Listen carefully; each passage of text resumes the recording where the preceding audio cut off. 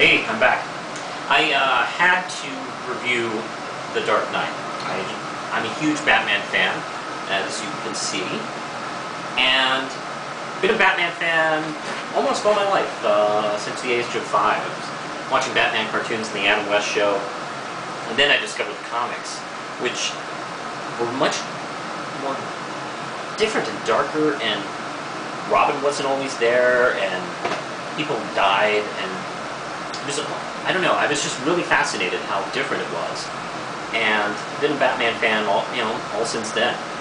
Of course, the superhero movies and TV shows and such that always attract me are the Batman shows. And the Christopher Nolan Batman films, Batman Begins and Dark Knight, are the best Batman live action by far. The only really competitor to this is Bruce Timm's stuff, the TV show and the various direct-to-DVD movies they did, along with Mask of the Phantasm. Well, I'll just get right to it. I love how realistic he's taken this series. This one particular film, even more than Begins, just feels like a great crime thriller. There's a lot of grittiness and openness. It feels like a real city. It looks like a real world. And this realism makes the Joker and Two-Face and Batman himself all the more fantastic, that I can't believe this shit is happening kind of level. And the film, there's so much to say, really. It's one of those films that, like the Spider-Man movies, kind of feels like almost a good run of comics and an ongoing series. All the Spider-Man movies did that, and this one does it very effectively. And there's so much about it. Yesterday I was talking with some friends about it, and we were just going on and on and on and on and on about our favorite parts.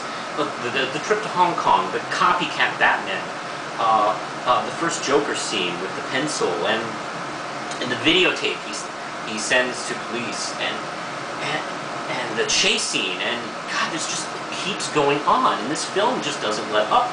And the for a 2-hour-and-a-half film, just the pace is unbelievable. And Nolan is terrific at a few things. He knows how to really bring out psychosis or character in a story, and how to have it drive. He knows also how to really pace a story and have 2 or 3 things going on at once, and it all makes clear sense. And he knows he's great at misdirection. And he's done this in his other films, Prestige and Memento, to kind of gear you into thinking some way, and you kind of accept it, and you just kind of get a left turn, even though, haha, I should have thought of that, I should have saw that coming, I'm so stupid. He's great at that, and he does that here. I could just talk and talk and talk about this film. I'll just go to some character stuff. First off, Christian Bale. Good as always. There's really no need to... He just brings out so much great pathos in the character. He knows that there's still some humor behind Bruce. Like, he still can't believe he does this, but this is what he is now. And his character gets to do some actual detective work. Everybody who bitches about Batman not doing detective work in his movies, here we go. He does some detective work in the movie. The way he works alongside of Gordon in this film is just terrific.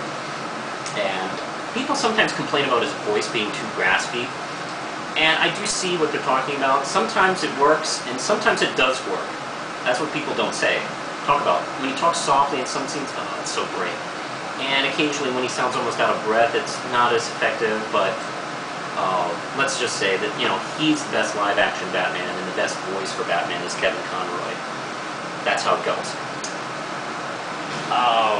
Heath Ledger, let's get it over with. He is the Joker. There's so many people who bitched about him putting on the makeup instead of being whitened by acid. Fuck that. He is the closest version I've seen live-action wise to being the Joker. He is evil, he is menacing, he is scary, he is funny, and he's a plotter. He is very self-aware, and he doesn't have any particular, general motives, like standard motives, like simple greed, or even power.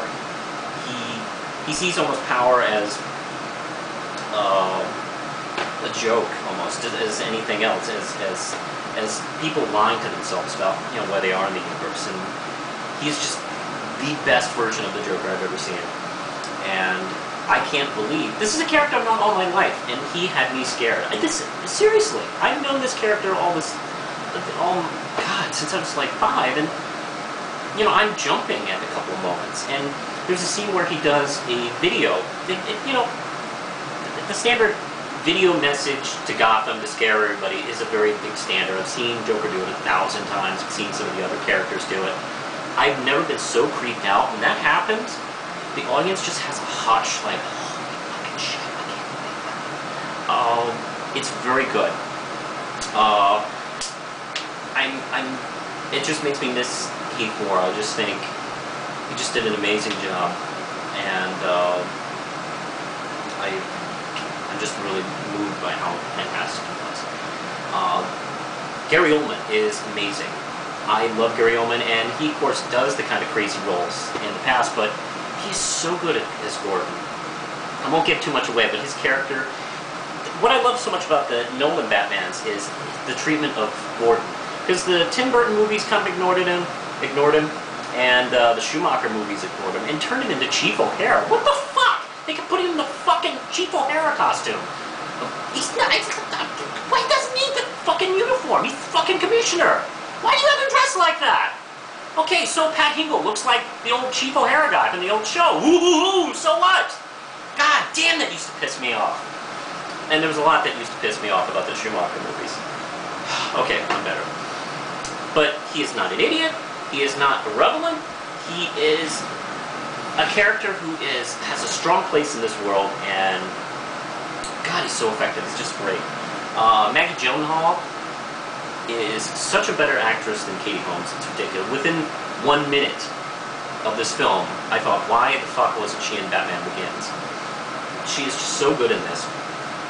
And God, I think I had some guesses why Katie Holmes didn't agree to be in the second one, and she made a huge mistake. And that's fine. Because Gyllenhaal people give crap about the Rachel Dawes character, and Rachel Dawes was actually a very well-written character, a very smart character, and she's the one who did away with Scarecrow. She's the one who took him out. And people would, like, pass her off as, oh, fuck that bitch. And no, she was actually really well in. It's just the Katie Holmes performance was just so flat, and it's so apparent, like maybe 2 minutes of dialogue of Maggie Gyllenhaal doing this character. You see, oh, well, gee, Katie Holmes really isn't very good. What am I missing? Two-Face. Oh, God, I wish I had more time. Aaron, let's see. Two-Face is fantastic. Actually, hold on. We'll do a two-parter of this one. All right. Hold on, and I'll do a second part.